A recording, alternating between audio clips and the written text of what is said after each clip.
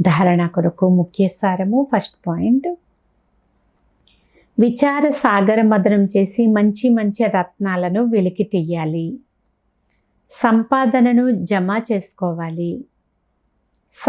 సత్యమైన ఈశ్వరీయ సేవాదారులుగా సేవ చేయాలి. సెకండ్ పాయింట్, చదువుపైన చాలా ఆసక్తి ఉండాలి. సమయము లభించినప్పుడంతా ఏకాంతములోకి వెళ్ళిపోవాలి. జీవించి ఉండగానే శరీరం నుండి మరణించి ఉన్నాము అనే అభ్యాసం ఉండాలి. ఈ స్థితి అనుభవం అవుతూ ఉండాలి. దేహ భావాన్ని కూడా మర్చిపోవాలి. ఈరోజు వరదానము, తమ మూల సంస్కారాల పరివర్తన ద్వారా విశ్వ పరివర్తన చేసే ఉదాహరణ స్వరూప భవ.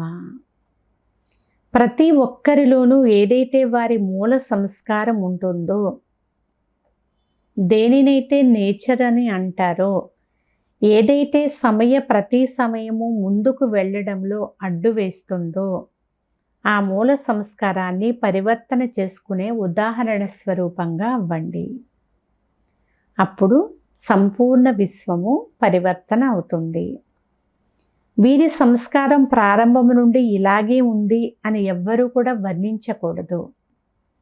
ఆ విధంగా పరివర్తన చేసుకోండి. ఎప్పుడైతే శాతములో అంశ మాత్రము కూడా పాత సంస్కారం ఏది కూడా కనిపించదో, దాని వర్ణన జరగదో, అప్పుడు వీరు సంపూర్ణ పరివర్తనకు ఉదాహరణ స్వరూపులు అని అంటారు.